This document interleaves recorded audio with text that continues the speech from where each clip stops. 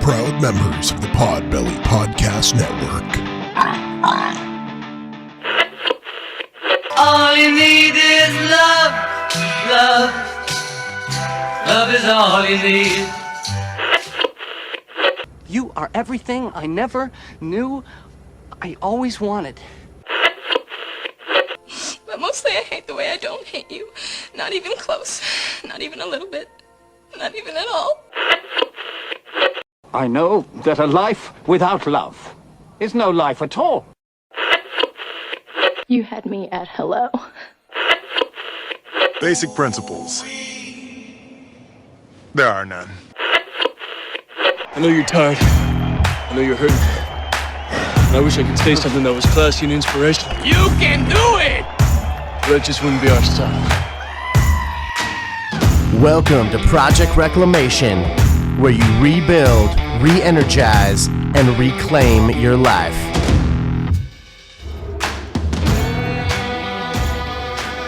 Thank you for being a friend. Boom, boom, boom, boom. Travel down the road and back again. Oh, man, I miss the Golden Girls so much.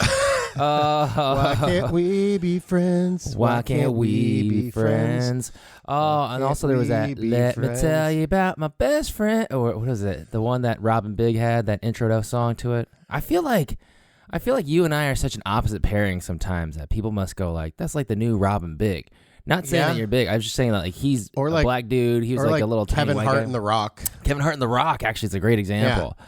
Except none of us are jacked and none of us are that. I'm getting there, dude. Well, both of us are kind of comedically fun. We've been called the Kevin Harts of our own industrial field. Or dude, like Farley and Spade. Yeah, Farley and Spade is probably a great example because Spade had all the hair. And Farley had all the... He still has beautiful hair. He still has beautiful hair. He's 50s. Hollywood, bro. He's Hollywood. He dates 20-year-old women. Dude. I don't know, actually. That probably would make his hair fall out now that I think about it. You would think. Yeah, but I feel like that's just like the great combination. And then what would JB be? And then how he'd be Sandler? He'd be Belushi. Who would JB be then in that situation? I don't know. Yeah. Who was... he'd be Chris Rock. Then, but then if you think about it, he'd be Chris Rock. Well, he could be either Sandler or... Oh, dude, he could be Rob Schneider. He could be Rob Schneider. Yeah, because he's got all the accents. Like, you can do it. Yeah. Someone was telling me the other day that they missed our characters. Which ones? Oh, Canadian Steve? Well, there was Canadian Steve, and then remember there was a bunch of other ones too. Catalonian Steve. Was that Catalonian JB? Who knows? Well, no, these characters they were all named Steve. That was the funny thing, and most of them were JB doing it. Most of them were JB doing it. Yeah. That was just like, it was everything Steve. If you don't know what we're talking about, that go back to to episodes in the 60s or 70s. I think that was way before 40s. We were probably maybe just still trying to figure. I don't know.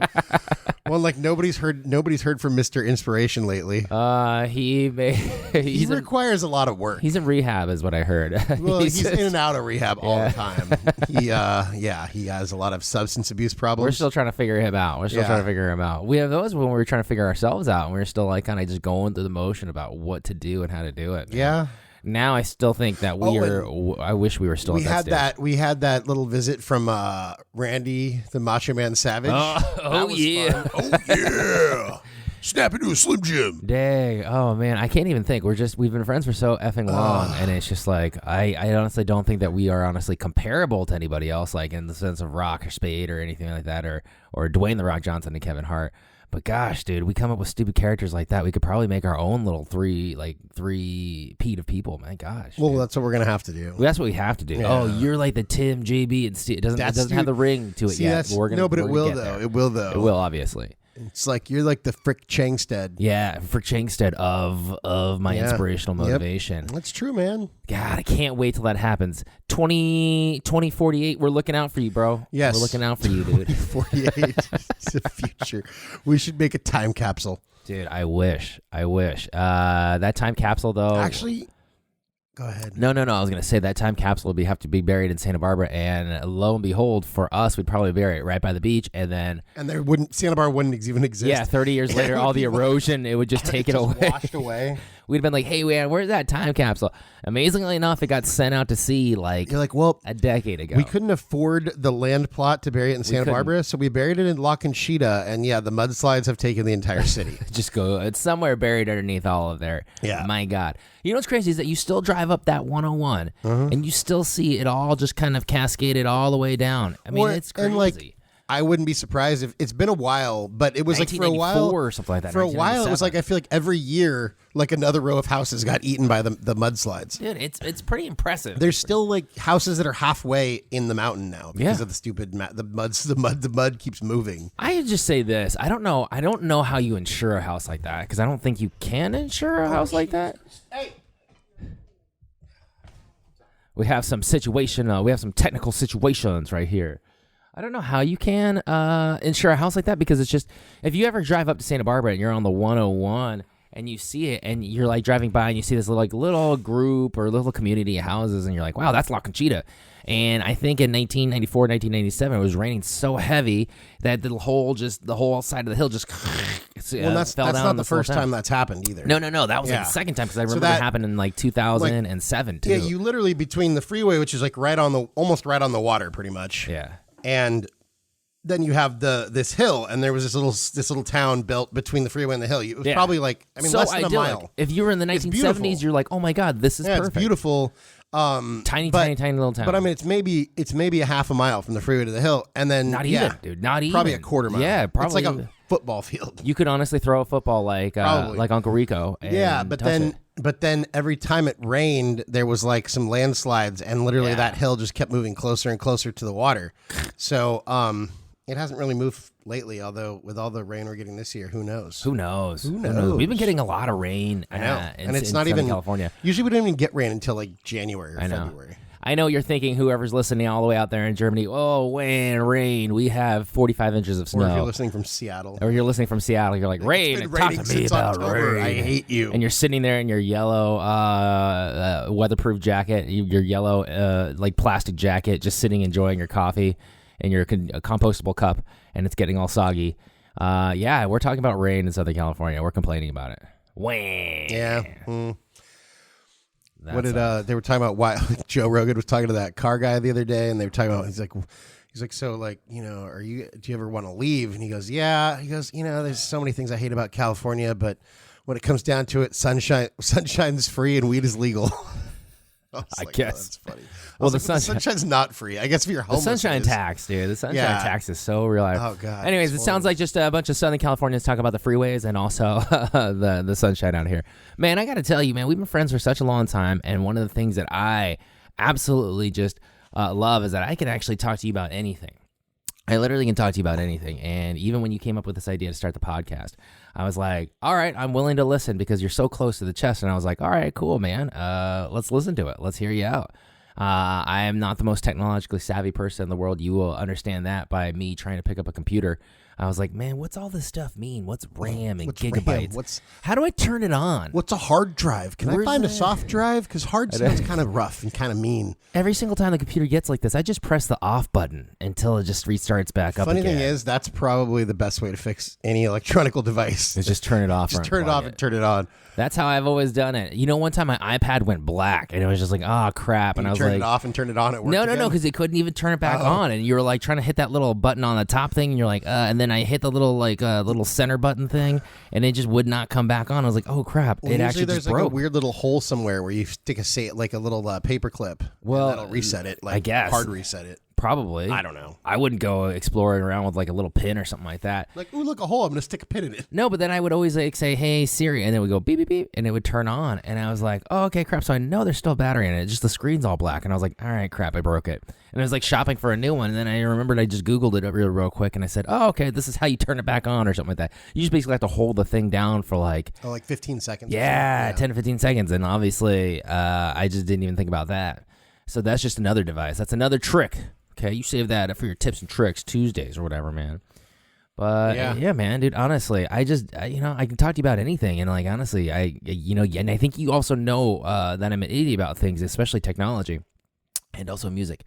and also fine decor. And I just swear, I think that's like one of the coolest parts about our friendship, man. Or like, and I know JB inside and out too, so it's just like, holy crap, you know. But yeah, man, I want to always just talk about this, and I don't think this topic ever kind of gets old. Is that love, man? Well, yeah, and I think that we've been getting a lot of feedback from listeners that they loved the love episode. Oh, they love it. I just love it. I heard something the other day on a podcast, and it was something along the lines of love versus fear, or love. Basically, if you're plagued with fear, okay, and like I think a little bit of fear is healthy, kind of like sure. A little bit nervous for something is healthy because I think trepidation, it makes you, on doing new things. But if you're just overwhelmed by fear of whatever, and it could be stupid, like, oh my God, to, work tomorrow or whatever. Yeah. Like, I get it if you're dealing with something big, like, a healthy amount of fear is probably a good thing. Although even then it's like, the first episode of Lost. Okay. I'm going way back. And then I heard someone on another show kind of use the same thing, but it was basically, he's like, when you're doing something. And at this point, he was a surgeon. So like, I think he clipped like the nerve, the spinal cord, so all the nerves were like boom, and he was like, oh my God. And I think he was like a brand new surgeon in the story that he's telling. And so he developed this method where he just lets the fear completely consume him and wash over him, counts to 10, and then you deal with it. Oh, okay. So on this last, I heard it on another show or something, or someone was talking about a podcast, I don't remember, same thing but count to 3. Yeah. Like just basically steer into the curve, kind of let it all in, count to 3, and then take a deep breath out and just let it all go, and then do what you need to do. You know what's crazy is that we're not actually talking about fear taking over your body or love versus fear. No. We're talking about love in conjunction with, if you have so much love in your heart, it almost is like you don't have enough room for fear. Right. And we're not talking about necessarily romantic love, although that's included. Not even talking about necessarily like love for like your friends and family, also included though, but kind of more in general, like having love for yourself, love for your life, love for the world, and love for people in general. Yeah, there's going to be some people that piss you off, but generally people, loving people. And if you're a Rogan fan, you've heard Rogan say love is the answer to all of the problems of the world. And I think to a certain degree, I think there's obviously some work that needs to be done. But I think there's to a certain degree that makes sense to me. Man, what you're saying is this is like a love redo, man. So this is our love Redux. Wow. Redo. Bam. Reprisal sequel to one of our most popular topics is love. Now we can obviously talk about love. Oh man, I love my girl. I love my guy. I love all my things. I love my job. I love my car. I love my house. I love my situation. I mean, we obviously we went on about how we love sunshine and how we're out here in the sunshine attacks. We'll do that all day long, no problem. But also, we just wanted to kind of just, I guess, touch on and even kind of open it up and broaden it up, or even just kind of express, like, I guess, on some level, like a different aspect, a different appreciation for love. So, like, kind of what I got from what I heard the other day about. So, where did you hear this out? Do you remember? It was a podcast. Okay, man, we are listening to a lot of other podcasts. We were ripping off other people's podcasts, and we love it. I'll be honest. It was a podcast that was coming from. It's like I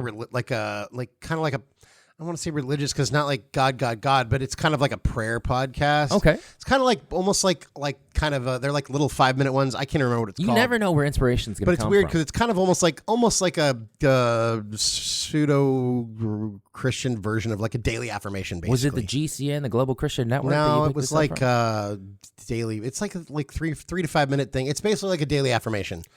That's awesome. But one of them was like chasing fear out, and I was in the middle of like final interviews for this job that I was interviewing for. And so like, I hadn't slept. I think I was just like nervous about everything. So I was like, oh, chasing fear out. So I listened to it randomly because of the fear thing. Isn't that crazy how certain things hit you at the right time? But it was weird because after I'd heard it, and it was talking about basically, and they were kind of obviously gearing it towards like love for God and stuff, but I kind of thought it more of like more universal meaning. I was like, dude, if your heart is filled with love, then you're not going to be always worried about fear. So it kind of like they were saying how like love chases fear out the door. And I was like, that kind of, because like you were saying earlier, I think not to quote Rogan for the 1500th time, but he was saying that, another Rogan quote. Your brain, your memory, your thought process is kind of like a computer, and you only have so much RAM. So you're only processing so much stuff at a time. So You only have limited quantifiable space available, right? Right. I think when it comes to like storing stuff that like you can't necessarily access, we have unlimited, but we just don't know how to access half of it. Sure. Or 90% of it. Stored but in as a far as the file stuff that far, you're thinking far about away. on a regular basis, consciously and subconsciously, honestly, if you fill it with things, certain things that you can control, then that kind of lessens the amount of room or energy you can put into some of the things that maybe you don't want to feel or have running around in your brain. Because you can still be nervous about that job interview or that date you have or that, race that you're running or whatever it is. But if you're walking around, think you're walking down the street, you're walking to, I don't know, the mall or the bus stop, sure. or your friend's picking you up for some reason a mile away from your house. So you have a little walk, right? So you can spend that whole time closed off to the world around you and just be thinking about whatever you're nervous about or scared about. Or you can walk around just kind of feeling love for everything, like, hey, you know what? Look at the beautiful day. Look at the sunshine. Look at the trees. Or, hey, look at the beautiful rain. Thank God for this umbrella or whatever. Thank whoever for this umbrella. And the plants are getting fed. And if you have that, it's basically just it's a kind of a phase shift from basically kind of paying more attention to what's awesome. Yeah. And then that gives you less energy and less room in your brain to be thinking about what's not so awesome. Yeah. You know what's crazy is that I'll think about this way. There's two things that I wanted to touch on. Obviously, I believe it's going to be this upcoming Wednesday. If you go to podbelly.com, our wonderful, wonderful sponsor, our wonderful podcast host network, and you take a look at it, and you even go down, you scroll down to our friend Jeremy's podcast, we listen to podcast. Tim and I did a little guest swapcast there, and please listen to us as we debut Project Reclamation to his broader audience. My gosh. But two things is that he also, if we're gonna do that, then let's give Hillbilly Horror Stories a shout out as well. I totally forgot. How did I forget about Hillbilly Horror Stories? I believe on Wednesday as well, the same day. And you go on to podbelly.com? Yeah, podbelly.com. There's a ton. Look at all of them. They're all great. And you look at every single one of them. You start listening to every single one of them. Yeah. But specifically, podcasts we listen to. Steve and I got interviewed by Jeremy from there, so that should air on Wednesday. Check it out. And then I was lucky enough to jump on Hillbilly Horror Stories with Jerry Pauly for an episode. We talked about all kinds of fun stuff. We talked about the Denver International Airport conspiracy. That's one of my favorites. That place is freaky, dude. I don't like that place at all. They even acknowledge it. They're like, hey. Well, you know what's funny? A few years, the conspiracy. All the conspiracy theories got so big that, credit to them, I guess, they started leaning into it. And now that's their marketing campaign. Yeah. Why not? I mean, dude, it's all the way out in the middle of nowhere. I mean, basically, there's a lot of weird stuff. And apparently, the Queen of England owns a bunch of that land around that area. A lot of stuff. Some of it's owned by the Saudis. There's so many weird. That one could be a whole 5-hour episode, but we don't do that. So, we don't do that. We talked about that, and we talked about some other fun stuff. So that was a cool episode, and thank you, Jeremy and Jerry, for having us on. And also, I'm not sure when it's going to air. I think it might have already aired, or it might air soon. I joined Mandy at the PieCast, Paranormal Investigation. We actually didn't talk about paranormal so much, though. We talked about, we covered Project Bluebeam. What is that? Which is fun. Wow. It's a really, really strange kind of all-encompassing conspiracy theory about a bunch of different things that the government is supposedly going to do to basically make us all so scared and desperate that we all give into a new world order and a new world religion. And it involves a lot of weird things like holograms of all the gods of all the different religions morphing together into some Voltron Antichrist thing so that we all end up worshiping them and basically disproving all these religions. It's super weird, but the funniest part of it, and the only part that I knew before I looked into it, was fake alien attacks, that the government would fake alien attacks. So if you think about Independence Day, what did that do? The aliens attacked and it brought the whole world together as one. So the idea is they're going to fake all these alien attacks so that we all decide to come together with a common enemy, and then we all then they form the New World Order, one world government, and all this other stuff. Anyways, if you're listening to this podcast and you're driving your car, or you're just riding your work, or you're just playing hooky from work, and you're just hanging underneath your desk, and you're like, oh boy, those boys from Project Reclamation, they always have a longer set podcast on Mondays. I'm just going to start listening to this. I have no idea what Tim is talking about either, dude. Trust me. I have never heard about this. That doesn't mean that it doesn't exist or whatever. I just have never heard about it. No, it's a conspiracy theory by some French dude. I'm not a conspiracy theorist. I'm not a person that believes in it. All I'm saying is if this is interesting at all to you, go listen to that episode of the PieCast. It should be out out by now, or if not, within the next couple days. I know we're talking about love this episode, but man, your face was just lit up like you were in love with this whole conspiracy theory. I think it's so much fun, dude. I just love that kind of stuff. Now, I mean, your eyes were just wide, like you had just taken some like kind of drug, and it was like your pupils were just dilated. Like, I want to get back to love soon here, but the reason I picked that one, because she told me, she's like, pick an episode, and she's going to be on our podcast soon. We just need to figure out a date. Sure. But the reason I picked that one is because it involved aliens. You know, it involved supernatural, like, but it was all manufactured. But just like the amount of crazy stuff. I mean, it's like one of these, like, it's almost like the conspiracy theory to end all conspiracy theories, because it like involves, like, you could tie it to Denver International Airport, the Illuminati, the Freemasons. I feel like that's with most conspiracy theorists. Like, everyone just kind of attaches it, like, oh, and this is what's going on in Mexico, and this is what's going on in China. They're growing cows. They're growing people and cows. That's crazy. Thanks, and then Alex. they came down from the fourth and fifth Galtron, and I'm like, oh my God, I don't even know. I pay taxes. I lay out at the beach. I drink 805 beer. Like, this is my life. You know what I mean? I don't know, man. But man, I got a lot of love for you. We're gonna get back to this topic. I got a lot of love for you, and that's why I indulge it, because I just, like, honestly, that's why I don't shut it down. Because you can talk to me about this stuff. I love. On that one, like, I love crazy stuff, you know. Sure. And I love digging into something. You are open to a world that I have closed off and I sealed off when I was like a kid. It's a world that can be energy sucking and time sucking. Sure. And I don't necessarily recommend it to everybody, but JB and I love freaking conspiracy theories. Man. And it's not because we believe in all of them. It's because some of them are crazy and they're just fun to, like, learn more about. Probably. And some of them are like, holy shit, that one might be true. This is a weird one because, like, little parts of it, I'm like, I could totally see that happening. Or I feel like that might already be happening. Maybe, but when you put it all together, I'm like, there's no fucking way. Yeah. But also, I think I appreciate, like, genuine creativity. And I feel like there's a lot of lack of that. You know, you hear everybody freaking parroting the same political bullshit. So someone who actually has like a genuine, like, original thought, or something that's coming out from the left field. Yeah. Or someone who just comes out with something different that kind of challenges the system is very cool. Yeah. Well, I totally agree. Well, and it's funny. I was reading, and you'll have to go to podbelly.com. I believe Steve and I were interviewed by Terry McGee. Shout out to Terry. And I don't want to ruin it, but one of the things he asked for us to, or one of the questions he asked us had to do with movies. And I won't say what movies we picked, but I was rereading the answers, and we did that survey, like, we did that interview with him. It was written. Remember that? Yeah. So we did that, and anyways, it was.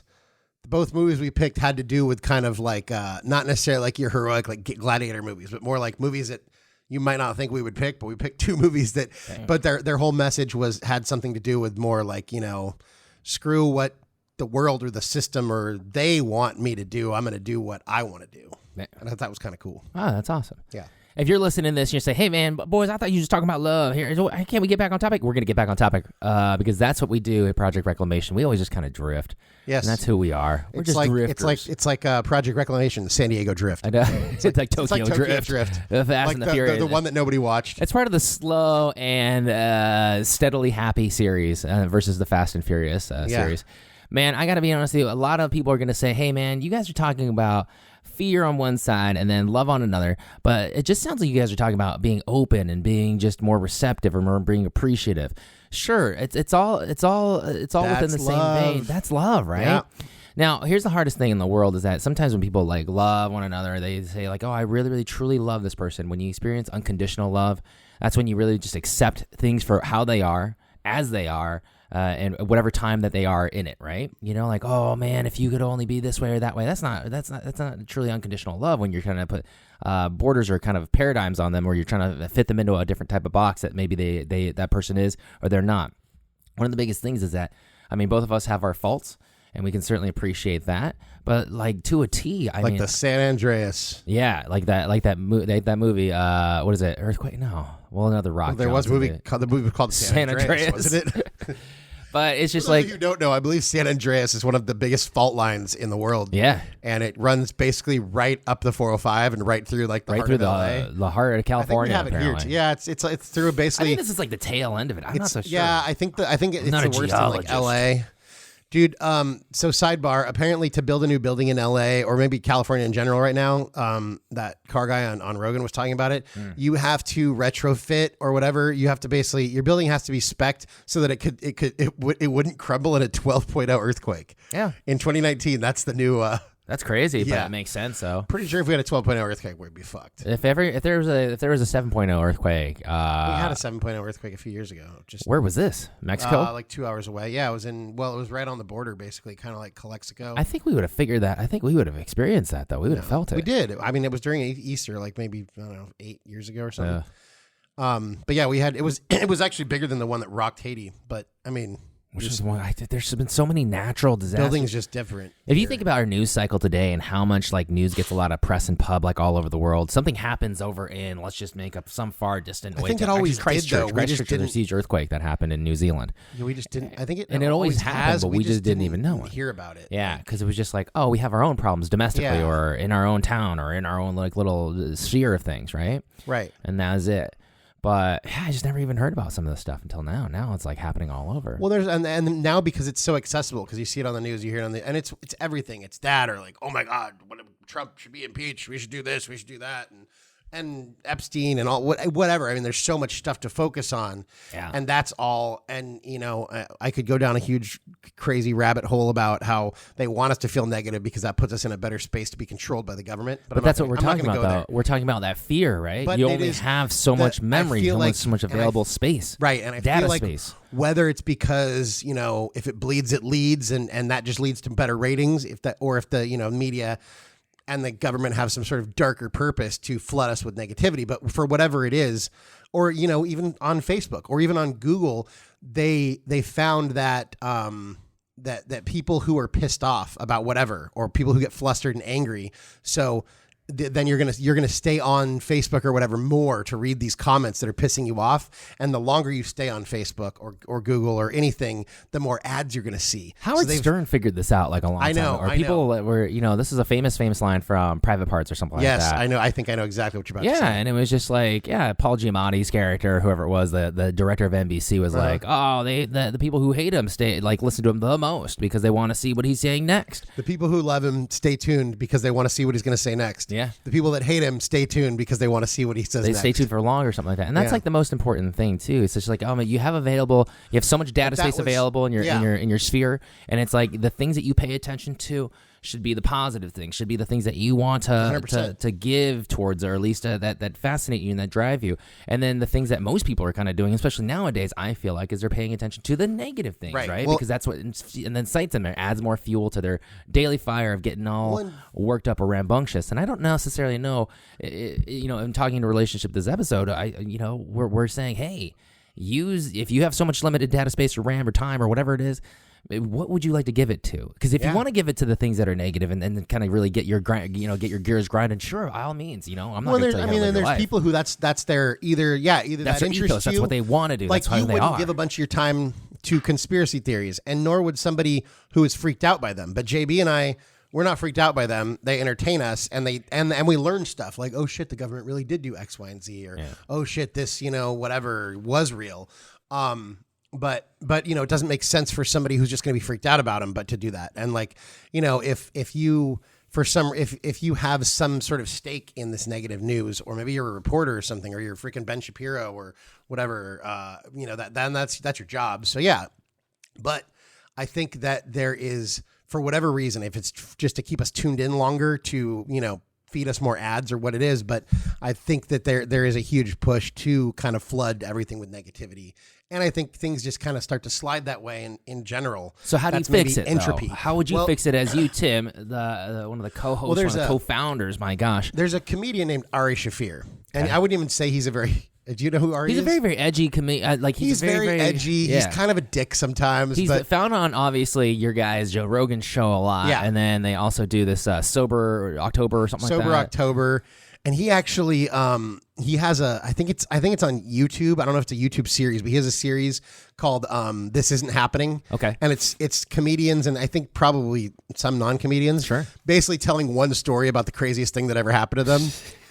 And like it's like Bert How does that not want make you it's, want to like it's listen to freaking that? hilarious. That sounds so Dude, funny. it's hilarious. Because Go comedians check it have such out. a weird way of they have such a different way of looking at the world, Dude. right? Comedians can identify with other comedians like in an instant because it's just like they have the same kind of Right. script in their head about well, there's one about Joe Rogan, like something about a crazy stripper like attacking him or something. But I haven't seen that one. But the first one I ever saw was Bert Kreischer, and that's where he tells a story about how he fought a bear once for money because he used to do a show called Hurt Bert, where they just like put him in all these different situations where like he might die. Hurt him, yeah. It was basically like Fear Factor, but Bert was the only character, like the only contestant.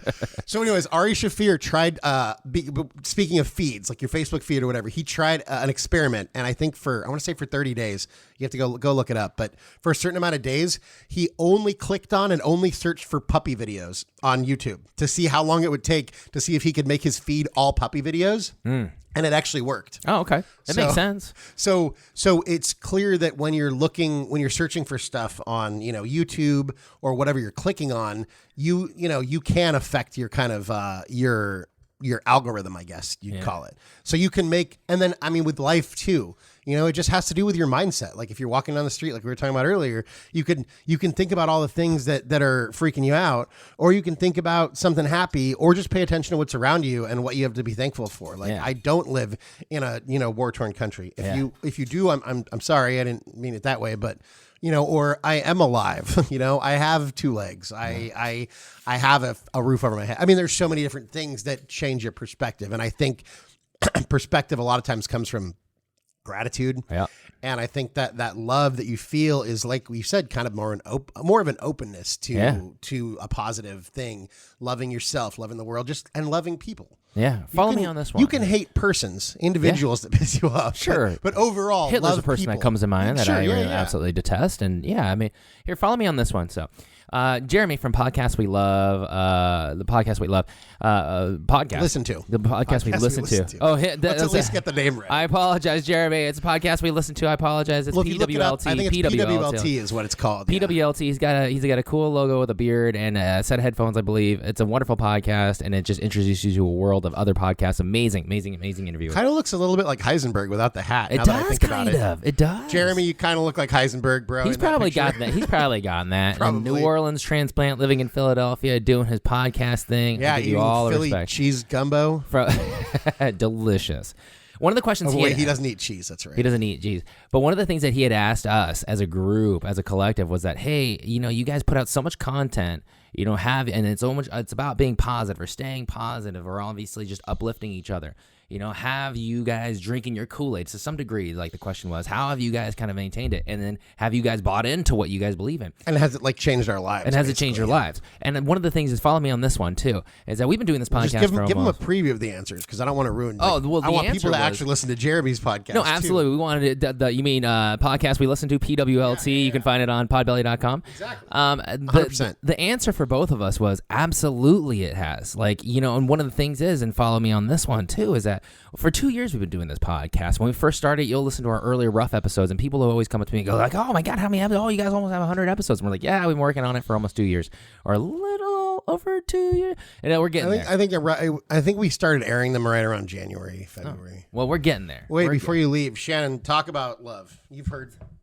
Shannon, we're gonna have Tim's wonderful sister, and then also just everyone's best friend, just everyone's local best friend. Anyone who listens to the podcast on a fairly regular basis. No, Shannon. Shannon. So, just share your closing thoughts on love in general.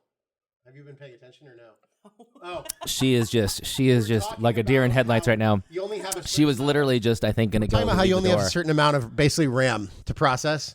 And if you fill your head or your heart or whatever you want to call it with more love and openness to the world and good things, even if it's just walking down the street and appreciating the sunshine or the trees or smiling or talking, saying hi to someone, that filling your heart and your basically your body RAM drive with more love and openness makes less room for fear and worrying about what might happen and negative shit. So something like that along those lines. Yes. I love how you ended it with negative shit. So I was chatting with a coworker the other day. Here we go. And I gave her a compliment telling her I was chatting with a coworker the other day, and she sent this super simple email that was not a big deal at all, but I felt the need to tell her how awesome she was. And so I sent her an email and I said, hey, thanks for sending this out. You remind me of the quote, how you do one thing is how you do all things. And so I think often we talk about that at work, or that's normally what I think about that quote is at work. But I think what you let into your life and the energy that you put out, how you do one thing is how you do all things. So if you discount those little negative interactions, I think they begin to erode at the positivity that you have. And no, that's some truth. It is, because, I can be super nice to you guys, and then I can go and be a bitch to somebody at the store, but then I can Shannon, I've never heard you say that word. And then I can call my mom and be really kind. But if you keep wavering, if you think of in emotional intelligence, we talk about like a personal bank account. And so every relationship that I have has a bank account. So if I'm giving and I'm taking, and sometimes I'm going to take, but if you give more than you take, you'll always end in the positive. Man, that's actually really, really kind of, that's a really, really beautiful statement, because honestly, I think that you said it in such a different way that two gruff men like myself and Tim just couldn't have said it, Honestly, that's really, really kind of positive. I think one of the biggest things is that you are what you put out into the world. And then, yeah, you're right. If you kind of have little small things, you kind of putting it in terms of a bank account. Yeah, you always have to kind of make, I guess, deposits. Is that the right word? I don't know. I haven't been to a bank in such a long time. I think that every positive interaction or every gratitudical thought. I think gratitudical, yeah. No, that's it. Damn, Webster's. But get out of here. All of that stuff is deposits. And I think negative stuff, anger, worrying,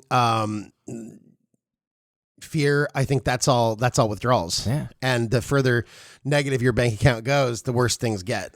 Right? Because then all of a sudden, what happens when your bank account gets really low? Bye, Shannon. Shannon's out of here, man. Gosh. Thanks, Shannon. What happens when your bank account gets really, really low? Like whenever the that bank credit sends card, you angry emails. Oh no, but what do you do? Right? It's like almost like then this. You freak out. Then you start freaking out. Oh my god, I got nothing. And then all of a sudden, your life is kind of driven by that fear of, oh my god, I'm not gonna be able to do this. I'm not gonna be able to do this. How am I gonna get the money for next week? How am I gonna pay the bills? How am I gonna do this? And it almost becomes that self-fulfilling or that negative kind of spiraling down cyclone.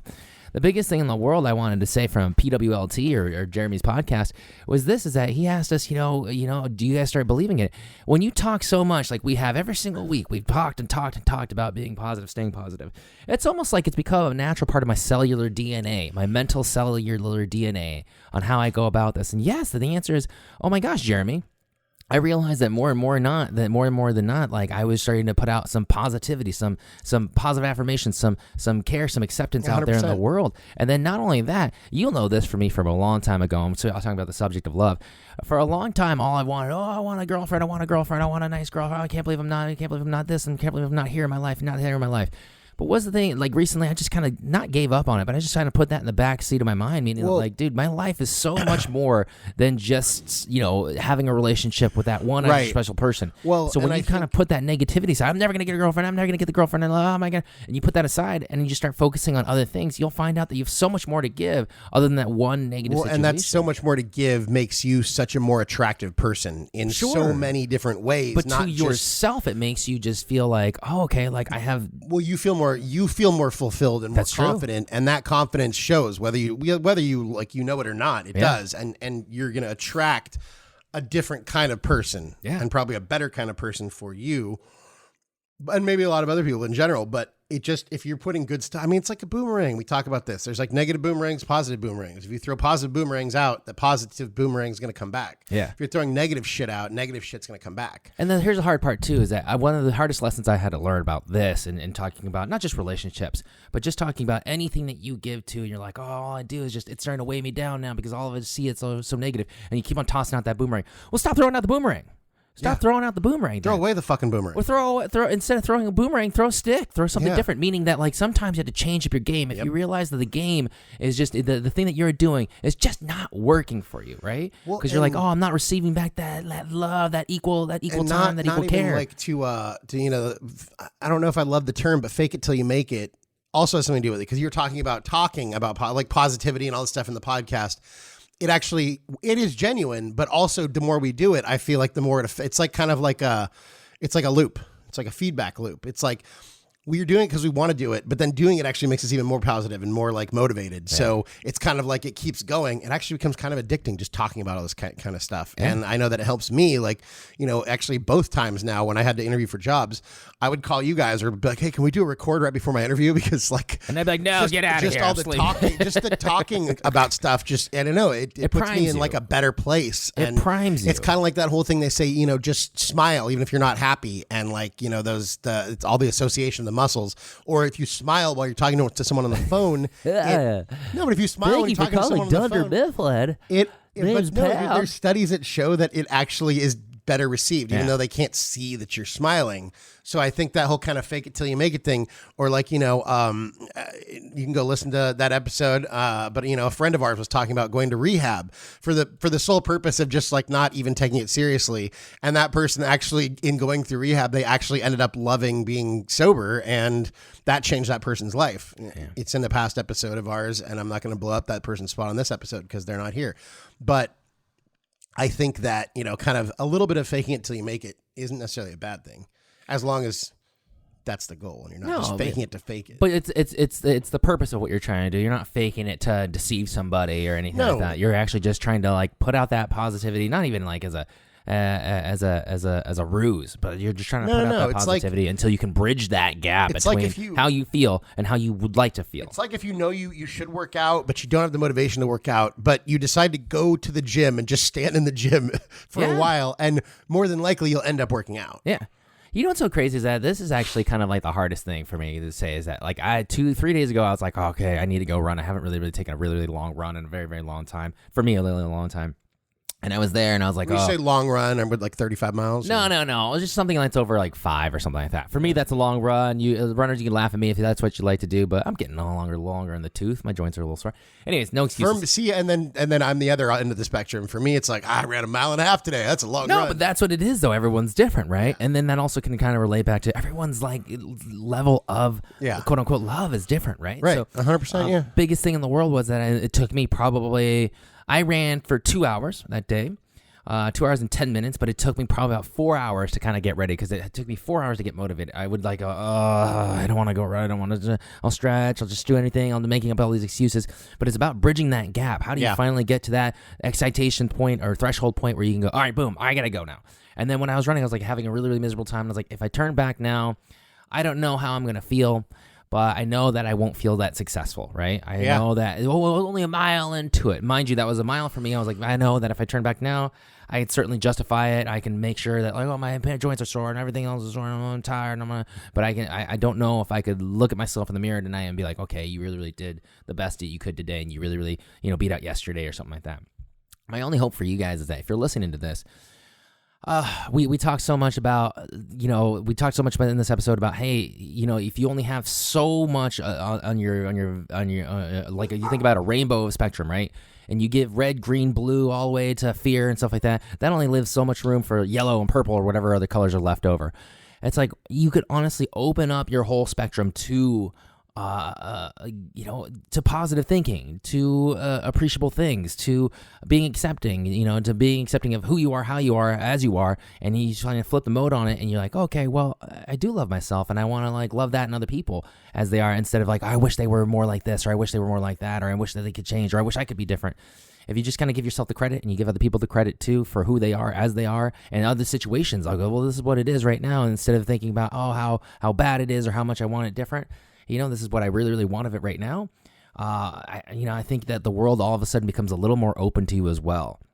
100%, dude. I think it's like the boomerang, open, positive, negative, whatever it is that you're putting out. I think it comes back. And if you're open to things, other people will be more open to you, and the world in general will be more open to you. Every single time I throw this boomerang, though, it starts hitting me in the head, or I break a finger, or I get hurt, and it whacks me in the head.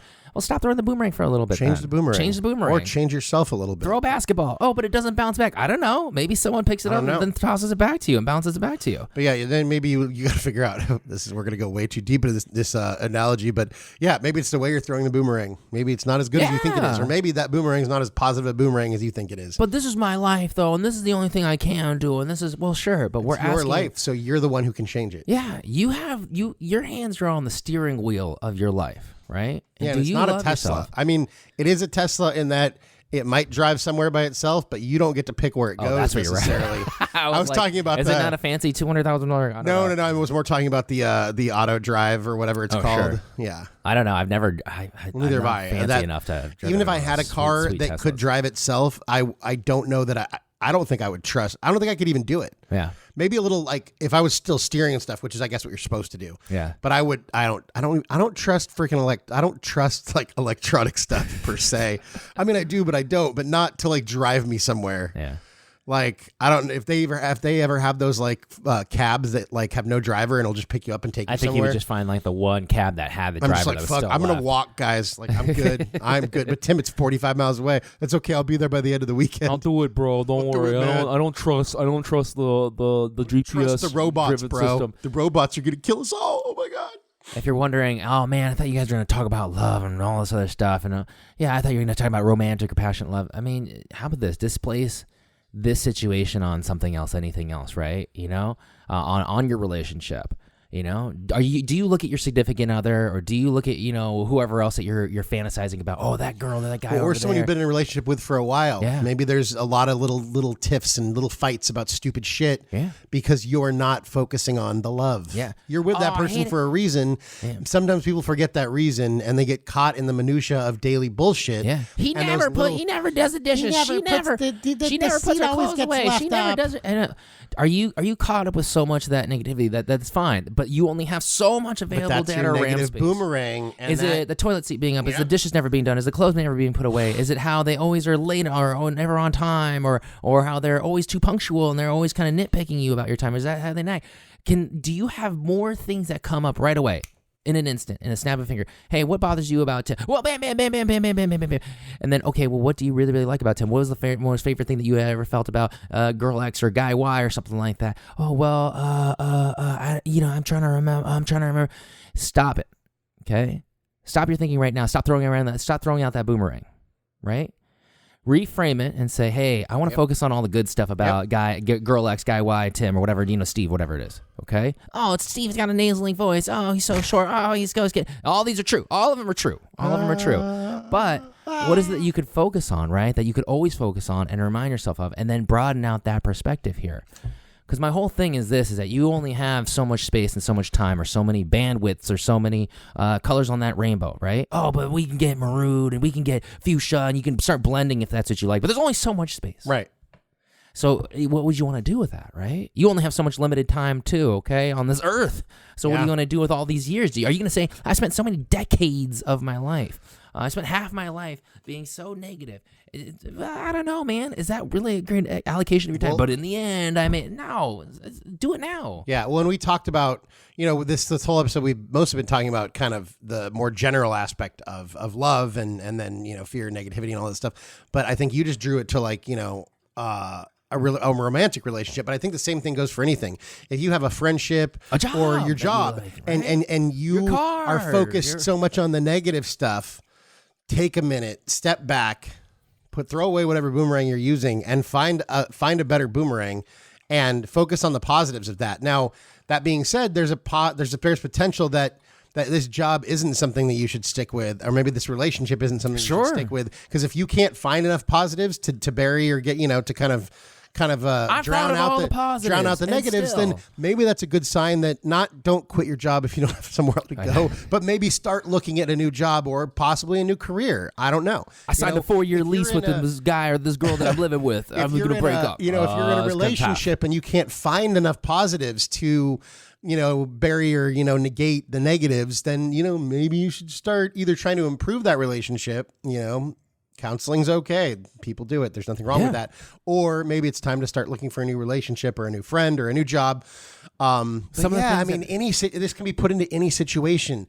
Stop thinking about the negative, because negative, it's like a freaking, it spins around like a fucking toilet flushing, and you get sucked into it, and then all you do is focus on the negative. And then you're talking to your friend who's also a negative person. You're looking at your Facebook feed, and it just all feeds. It's this black hole of shit.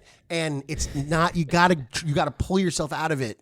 And you got to look at the light, because there's probably a lot of light there. If you look at your friend, right, and you're so negative, you don't like your job, you don't like your partner, you don't like your living situation, whatever, and you look at your friend, you tell them about that, and then they go, yeah, I don't like him either, I don't like her either, your job no good, and all they do is kind of feed into that. I think that's a normal human reaction, because most people react to negativity with negativity. But if they also don't offer you another side, kind of a little side hatch or a little side avenue to kind of think about, hey, I know you're really, really miserable at your job because I know this isn't you, but I'm going to ask you to kind of reframe things, right? If they're not doing that, then my gosh, the one thing that I had to tell you is, man, maybe you need to start hanging out, or you need to start getting some new input from somewhere else, okay? Well, and I think that, I mean, you and I probably did that most of our lives, like respond to negativity with negativity, because I think that's, you almost, and it's almost like you want to like show them that, yeah, my job sucks too, and then and my other thing sucks, and this there's nothing sucks, wrong and with that sucks. Because that's called like, no, but it's funny because now when I talk to you or JV, misery loves company, and or you guys call me or I call you, and we start being negative. Now we check each other,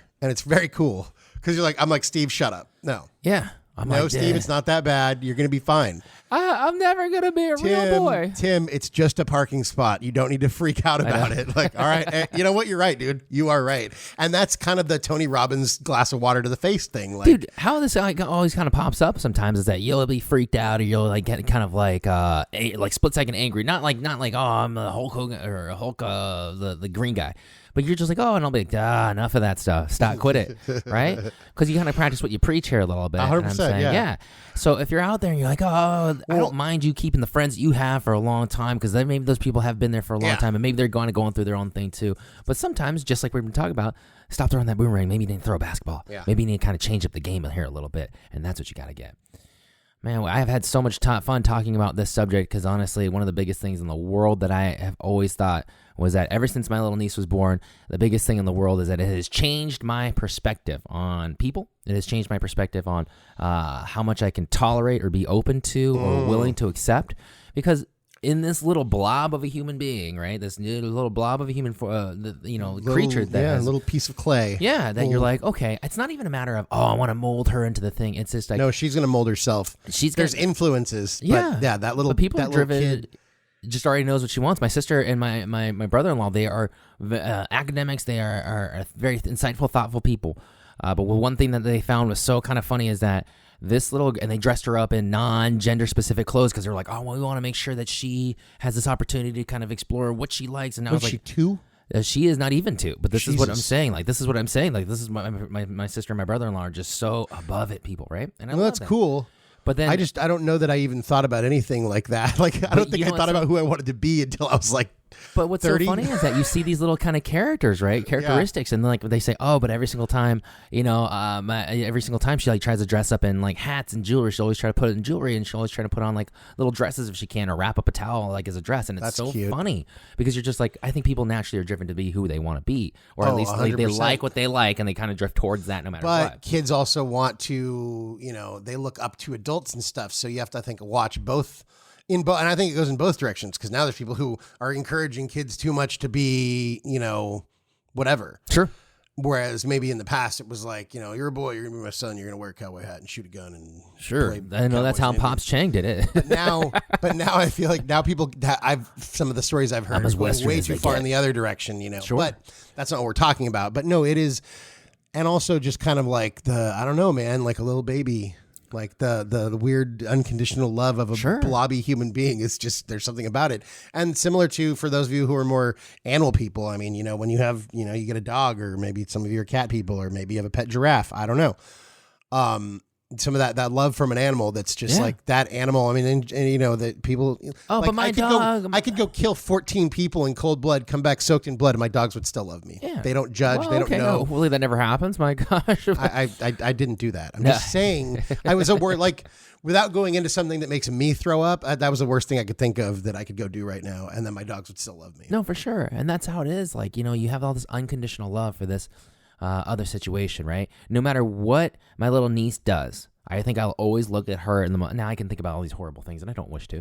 I would never want to stop. But like you can think about whatever, no matter what my niece does, or no matter what your little dog Fido does, or whatever, or no matter what your little boy or girl or son or daughter or whatever does.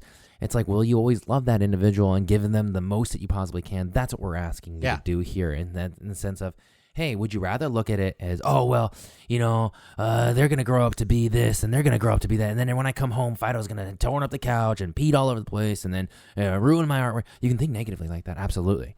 Okay. Whether or not that actually happens or not, we don't know.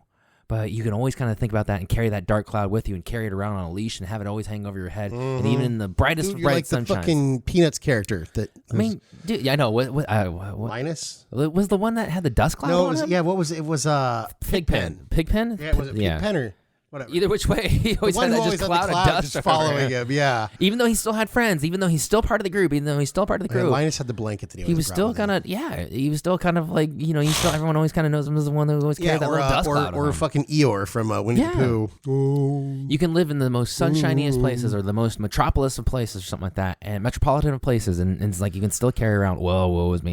What do you want to do? We're the guys who were complaining about too much sun. I know. or a little bit of rain. If you're listening to Project Reclamation, we're such douchebags. Well, if you're listening to Project Reclamation, you go, oh my God, you know, these guys are kind of maybe hitting on something that we're just inviting you to think about it. Yeah, that's all we ever do. By bringing it to the surface, we're saying, hey, squeaky wheel gets the oil. Maybe this is what you should think about this week. Maybe this is what you could think about this week. Maybe this is the way you could reframe a bad situation in your life right now. You know, and that's the only thing that we're hoping for, and that's the only thing we want to. That's the only thing we wish to for at this moment. I've had nothing but the best of times recording this podcast. It is nice to do the long format again. If you're starting off your week and you're listening to this, I'm certainly very, very appreciative that you gave us of your time, or you gave your time for us. And certainly, if you're part of the Mercy crew that's listening right now, I'm always loving it when you guys always talk to me about, hey man, we listened to the podcast this week. It's always really, really cool. We certainly do this for just putting out a positive vibe or a positive kind of belief system out there in the world. So. My gosh, that's all I got. Yes. So my challenge is, sorry, I had to go. Take care of something, so I had to bridge the gap. I had to bridge the lovely, unconditional loving dogs that I was just talking about in a positive light. They took me away for a second. You guys are assholes sometimes. But and he's talking about the dogs, not you. Wonderful. Yeah, not you. That was me talking to the dog. But yeah, so I mean, you know, if this is something you already kind of do, then keep doing it. If this is something you're kind of on the fence about, or maybe like maybe I will try this like more open, more lovey kind of thing. Try it out. Give it a day, give it a week. You know, see if it makes things better. It might at least make you happier, if nothing else. And I think you'll find it'll make the people around you happier. Who knows? You might just be on the brink of bringing a relationship, either romantic or none, to the next level. Could happen. Anyways, that's all I got.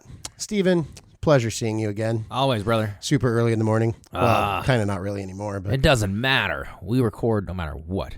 100%. The show doesn't stop. So that's it, y'all. Thank you. We'll talk to you again soon. Bye. So what I believe you were trying to say is thank you.